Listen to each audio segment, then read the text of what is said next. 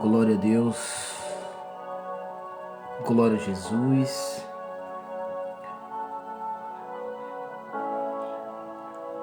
Louvado seja o nome do Senhor. Quero saudar os irmãos com a santa paz do Senhor Jesus Cristo. Queridos, hoje eu tive ministrando a palavra do Senhor Jesus. O tema qual Deus colocou no meu coração foi: o medo não pode te parar. E quando nós falamos em medo, é bem verdade que o medo tem paralisado muitas pessoas. O medo tem parado muitas pessoas, tem estacionado muitas pessoas. Tem pessoas que têm o chamado de pregar, mas não pregam porque tem medo.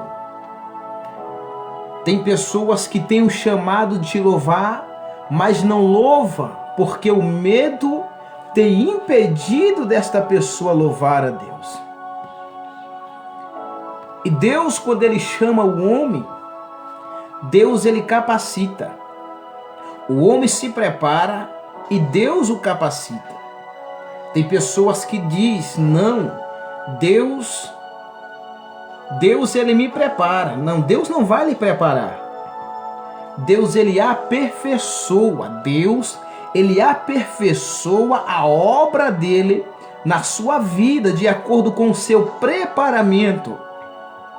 Você lembra que quando Deus chamou Josué, o que Deus disse para Josué?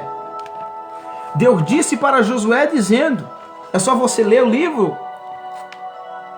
de Josué, capítulo 1, observe que Deus ele vai falar com Josué dando essa seguinte ordem. Depois da morte de Moisés, servo do Senhor, disse o Senhor a Josué, filho de Nun, auxiliar de Moisés: o meu servo Moisés está morto.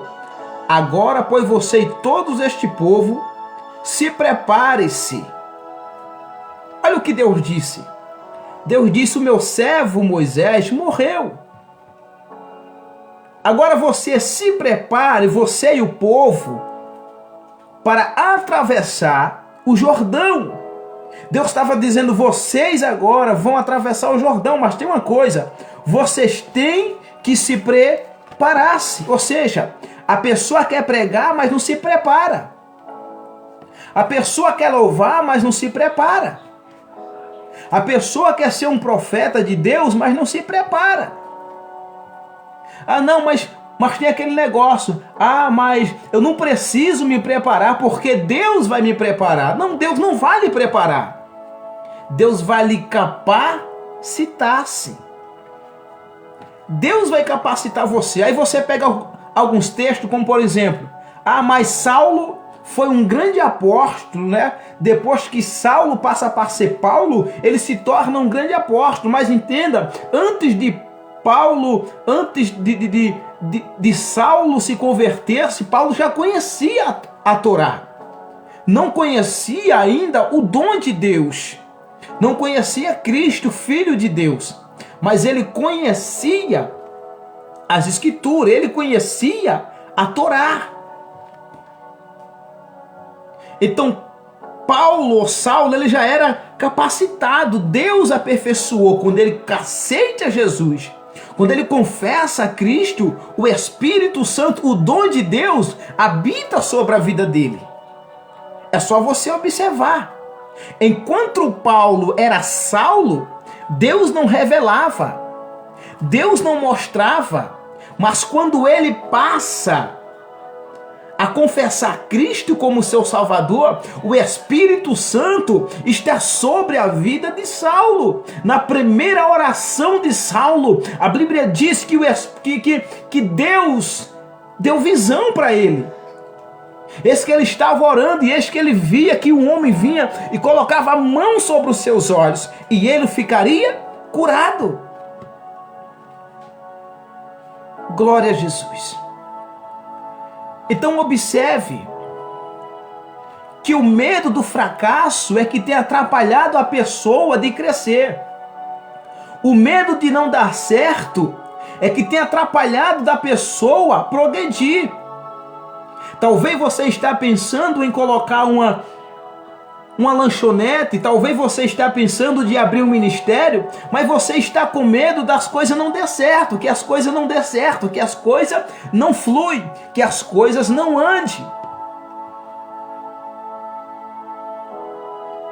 É bem verdade que as pessoas que têm este pensamento, é bem verdade que essas pessoas que têm medo, entenda, o medo é algo natural. O medo é algo natural, mas o medo ele não pode parar você. O medo ele não pode parar o seu chamado. O medo ele não pode parar o seu ministério. O medo ele não pode impedir de fazer com que você venha conseguir os seus objetivos. O medo ele não pode parar você na caminhada.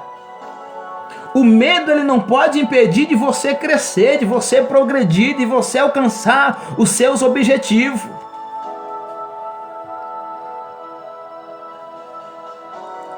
Deus não te deu um espírito de covardia. Deus não te deu um espírito de covarde, mas Deus te deu um espírito de ousadia. Deus te deu um espírito de ousadia. Esse negócio é bíblico, é. Quando você lê a Bíblia, você vai ver lá em 1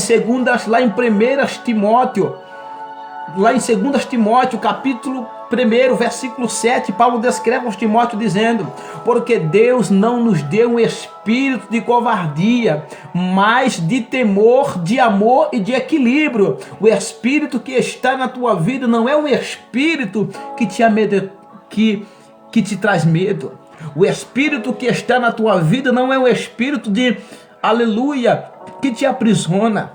Mas o Espírito que está na tua vida é o Espírito de Deus, é o Espírito Santo. Escute, a Bíblia diz que Deus ele chama um profeta por nome de Jonas, filho de Amitai.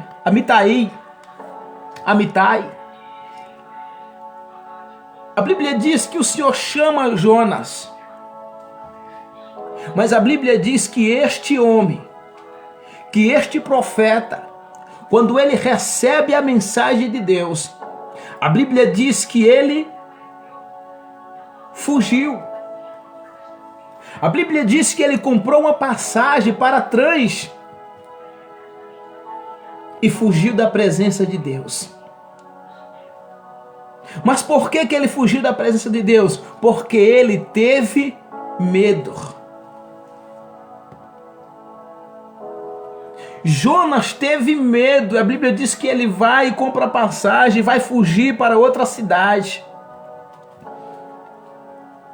Só que Jonas esqueceu que quem estava mandando ele não era o homem, não era a mulher, não era o prefeito, não era o deputado. Quem estava ordenando era Deus. Deus está dizendo para você nessa noite: ei, não é para você parar, não é para você desistir, não é para você fugir do teu chamado, porque quem te escolheu foi eu, quem achou graça em você foi eu, quem te chamou como profeta foi eu, foi o Senhor que te chamou como profeta. Aleluia. Jonas esqueceu do que está escrito em Jó 42, verso 10, verso 1. Sei que tudo posso, sei que tudo podes, e nenhum dos teus planos poderá ser frustrado. Jonas esqueceu do que está escrito no livro do profeta Isaías, no capítulo de número 43 e o verso de número 13, que está escrito: aleluia, porque bem antes que houvesse dia, diz o Senhor, Ele é, e não há quem possa escapar das suas mãos. Operando Deus, quem impedirá? Mas a Bíblia diz que Jonas teve medo, Jonas fugiu. Jonas, ele fugiu da presença do Senhor. E a Bíblia diz que quando Jonas fugiu da presença do Senhor, a Bíblia diz que ele desceu à cidade de Jope, onde encontrou um navio que se destinava àquele porto. Depois de pagar a passagem, embarcou para trás para fugir do Senhor. Deus está dizendo: não tente querer fugir da minha presença. Você já tentou fugir da minha presença e não deu certo. Você já tentou fugir da minha presença e as coisas não deram bem. Você tentou fugir da minha presença e as coisas não ocorreram da maneira que você pensava. Não adianta querer fugir da presença do Senhor. É tão verdade que quando nós lemos a Bíblia, nós observamos que Davi vai descrever. No Salmos de número 139, o verso de número 7, ele descreve dizendo: para onde poderia eu escapar do teu espírito? Para onde poderia fugir da tua presença? Se eu subir aos céus, lá estás. E se eu fizer a minha cama na sepultura, também tu lá estás. Então não adianta querer fugir da presença de Deus. Se Deus te chamou com uma grande obra na tua vida, não adianta fugir, porque Deus vai te buscar aonde você estiver. Se você entrar no tráfico, Deus vai pegar você no tráfico. Se você voltar a beber, a se prostituir, Deus vai pegar você na prostituição. Se você fugir, aleluia, para voltar a transgredir a lei do Senhor, Deus, ele vai pegar você no HGE, vai te colocar em cima de uma cama, mas ele vai te pegar, porque não adianta fugir do chamado que Deus tem na tua vida. Alabashuri kamandarácia, alabarasub que mandarava súbria. A Bíblia diz agora no versículo 4: o Senhor, porém, fez soprar um forte vento sobre o mar, e caiu uma tempestade tão violenta que o barco ameaçava arrebentar-se. Jonas entrou dentro do navio. Eu começo a conjecturar que Jonas pensa assim: eu não vou em um barquinho, eu vou entrar num barco grande, porque eu sei o que eu não correrei perigo. Mas quando tem um desobediente dentro do barco, dentro do navio, Deus faz com que o barco seja sacudido, para que Jonas venha entender que quem chamou ele foi Deus, que quem escolheu ele foi Deus, que quem chamou ele foi Deus, para que Jonas venha despertar e entender que quem chamou ele foi Deus. A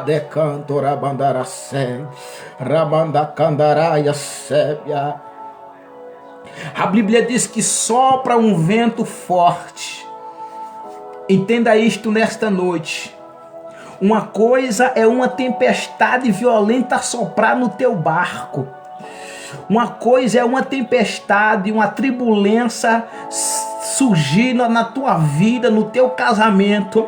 E uma coisa é surgir uma tempestade no teu barco. Sem Jesus não estiver no teu barco, o teu barco vai naufragar, o teu casamento vai naufragar, a tua empresa vai naufragar, o teu ministério vai naufragar. Sabe por que vai naufragar? Porque tempestade sem Jesus no barco não dá para vencer. Tempestade sem a presença de Jesus no barco, você não vence, você não suporta. Por quê, irmão? Porque Jesus não está no barco. Eita glória! Sabe por que os discípulos não pereceram? Sabe por que os discípulos não morreram após Jesus ter ido para os céus, sentar à direita de Deus? Porque Jesus disse: olha, eu vou, ao terceiro dia ressuscitarei. Aí ele descreve em Lucas capítulo de número 24, versículo 49, ele diz: ficai em Jerusalém, porque do alto sereis revestido de poder. Sabe o que ele estava dizendo? Eu vou, mas eu permanecerei no barco. Eu vou, mas o barco não vai ficar vazio. Eu vou, mas o barco não vai ficar vazio, porque eu vou mandar o meu Espírito para estar no teu barco. O teu barco não vai naufragar. O teu barco não vai naufragar. Entenda isto: se Jesus estiver no teu barco, o teu barco não vai naufragar. Agora escute isto nesta noite. Escute isto nesta noite. Tem pessoas que têm expulsado Jesus do barco. Tem pessoas que têm expulsado Jesus do barco. Que negócio é esse, irmão? Como que eu tenho expulsado Jesus do barco? Eu sou crente. Eu vou dizer para você, o crente que tem expulsado Jesus do barco, o crente que tem expulsado Jesus do barco é o crente que não ora. O crente que tem expulsado Jesus do barco é o crente que anda com fofoca, é o crente Jonas. Ele dá uma de profeta, mas na verdade ele ainda precisa ter um encontro com Cristo. Ele dá uma de profeta, ele dá uma de crente, mas na verdade ele precisa ser quebrado para ser um vaso de verdade na mão do Senhor Jesus Cristo. Oh, cadaracébia. Ei, não expulse Jesus do teu barco. É tempo de clamar a Ele para que Ele venha entrar novamente no teu barco. Enquanto você estiver expulsando Jesus do teu barco com as tuas atitudes, aleluia, com a tua vida depravável, quer ser crente de todo jeito, quer viver de toda maneira, oh glória, você não vai suportar as ondas, você não vai suportar o gigante que tem se levantado. Sabe por quê? Porque se Jesus não estiver no teu barco, se Jesus não estiver na tua vida, você não vai suportar, você não vai vencer, você não vai aguentar as afrontas. Oh, aleluia. Alabaras. O Senhor fez, porém, soprar um vento. Não adianta você achar que está forte. Não adianta você querer viver de aparência. Porque eu estou no luxo. Porque eu tenho um carro novo. Porque o meu sapato é daquele de R$250. É daquele sapato que é todo feito do couro de jacaré. Não adianta, o teu sapato pode ser feito do couro de jacaré. O teu sapato pode ser feito de ouro. Mas se Jesus não estiver no barco, o barco vai naufragar. Não adianta querer viver de aparência. Cristo não quer negócio com pessoas que quer viver de aparência. Ei, quem aparece é Deus. Observe a Bíblia. Nem Paulo quis se achasse, nem Paulo viveu de aparência. Oh glória, esse negócio é bíblico? É só você ler a Bíblia. Em 1 Coríntios, você vai ver Paulo dizendo, 1 Coríntios capítulo 15, versículo de número 9, olha o que Paulo vai descrever dizendo: pois eu sou o menor dos apóstolos, e nem sequer mereço ser chamado apóstolo, porque persegui a igreja de Deus, mas pela graça de Deus eu sou o que sou, graça para comigo, e não fui útil, antes trabalhei mais do que todos ele. Olha o que Paulo estava dizendo. Paulo estava dizendo: eu não mereço nem ser chamado de apóstolo. Paulo estava dizendo: quem aparece na minha vida não é eu. Quem aparece na minha vida é o Espírito Santo. Quem aparece na minha vida é Deus. Paulo estava dizendo: eu não tenho que viver de aparência, eu tenho que viver de obra. Ei, Jonas, para de querer achar que você é fugindo. Entenda isso nessa noite. Tem pessoas que acham. Vai compartilhando, compartilhe em nome de Jesus, para que mais pessoas possam assistir essa transmissão. Escute isso nessa noite. Você precisa entender uma coisa nesta noite. Talvez você diz bem assim: ah, mas eu não sou como Jonas. Jonas fugiu da presença do Senhor. Sabe o que é fugir da presença de Deus? Eu vou dizer para você. Sabe o que é ser um crente Jonas? É aquele crente que ele não foge, aparentemente ele não foge da presença de Deus, mas as suas atitudes mostram claramente que ele é um crente fujão, um crente que não agrada. Qual crente que não agrada? É aquele que está na igreja, mas fica olhando a vida de A e de B. É aquele crente que está na igreja, mas ele não faz nada na obra. É aquele crente que está na igreja, mas ele só está ali para criticar. Ele só está ali para olhar para a vida dos outros. É aquele que está somente em cima do altar. Ele está somente em cima do altar. Ele diz: o altar é meu, foi eu que construí. A vida dele é somente no altar, mas ele foge dos seus compromissos. Qual é os compromissos? É de fazer a obra de Deus. É de fazer a obra de Deus. Escute isso nessa noite. Fazer a obra de Deus, meu amado.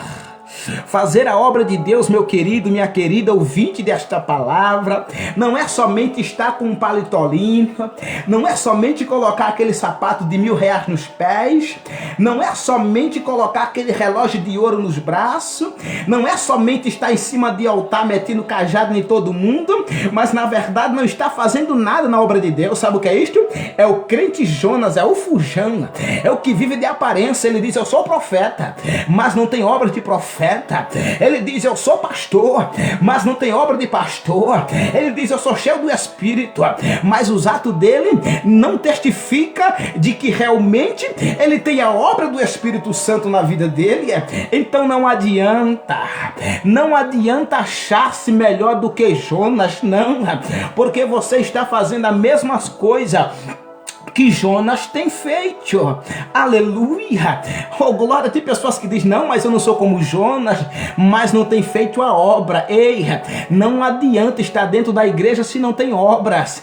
Não adianta estar no culto se o culto não estiver em você. Não adianta estar na igreja se as obras do Deus da igreja não estiver sobre a sua vida. Oh, glória. Aleluia. Aí você diz: mas eu não sou como Jonas, eu não fugir, mas está fugindo dentro da igreja. Aleluia. Metendo pau de todo mundo, falando de todo mundo, querendo ser melhor do que todo mundo. Aleluia, não adianta. Agora observe, a Bíblia diz que o barco ameaçava arrebentar-se. No versículo de número 5, aleluia, a Bíblia diz que todos os marinheiros ficaram com medo, cada um clamava aos seus próprios deuses e atiraram a sua carga ao mar para tornar o navio mais leve. A Bíblia diz que os marinheiros percebem a tempestade. Os marinheiros percebem, aleluia, as ondas, as afrontas. Os marinheiros percebem, aleluia, o quão violenta estavam as ondas naquele dia. Batia com tanta força que era em tempo de arrebentar o navio. A Bíblia diz, aleluia, que os marinheiros, aleluia, eles combinaram entre si: vamos lançar a sorte e descobrir, aleluia, o responsável por essa desgraça. A Bíblia diz que mandaram chamar quem? Mandaram chamar Jonas. Jonas estava onde? Jonas estava no porão do barco. Eu já estou encerrando esta palavra. Jonas estava no porão do barco. Deixa eu dizer para você nessa noite: Não basta ser pastor e estar no porão. Não basta ser profeta, ser pregador e estar no porão. Sabe o que significa estar no porão? Tem muita gente que é profeta, mas está morto. Tem muitos pastores por aí que só é pastor porque tem nome, mas já está morto. Não adianta. Não adianta estar escondido. Não adianta aparecer somente na igreja e não aparecer na casa dos irmãos quando o irmão está precisando de uma palavra. Sabe o que Deus está dizendo? Ei, Jonas, eu te chamei para tu sair do porão. Eu te chamei, não foi para tu permanecer no porão.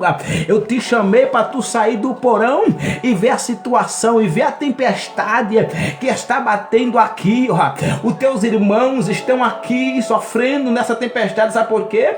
Porque tu não tem se despertado, Jonas. Deus está dizendo, é tempo de se despertar-se, Jonas. É tempo de acordar, Jonas. Deus está contando com Jonas que quer se arrepender. Deus está contando com Jonas, com líderes Jonas, aleluia, por mais que erraram hoje, por mais que erraram ontem, mas eles, aleluia, vão dizer, Senhor, eu sei que eu errei e eu quero fazer o correto, eu quero fazer a tua obra verdadeiramente. Aleluia, oh glória, oh decandarábia, aleluia. Tem muitos Jonas que precisam se despertar. Não basta ter título de profeta. Não basta andar com o manto no pescoço para mostrar que é profeta. Não basta andar com a Bíblia debaixo do braço se você não anda com ela no coração. Não basta andar, aleluia, demonstrando santidade no paletó, mas se na verdade você está leproso como Naamã. Deus te conhece não só por fora, mas Deus te conhece por dentro. Tem pessoas que você engana com as suas pregações, mas não engana o Senhor Jesus Cristo, porque Ele não só te conhece por fora, mas também Ele te conhece por dentro. Que me deve ser. Oh, aleluia. Que Deus abençoe em nome de Jesus todos os meus amigos que esteve curtindo ouvindo esta palavra nessa noite. Quero louvar a Deus pelo meu amigo, trabalhamos junto lá em São Paulo, Maciel da Silva, que Deus te abençoe poderosamente, pela vida da, glória a Deus, do Miqueias Cardoso, que Deus te abençoe poderosamente, pela vida da minha amiga de Facebook, Maria Quitéria, que Deus te abençoe, pela vida, glória a Deus, do pastor Claudionor Batista, que Deus te abençoe poderosamente, pela vida de cada um, que Deus abençoe a todos, em nome de Jesus, uma boa noite e a paz do Senhor.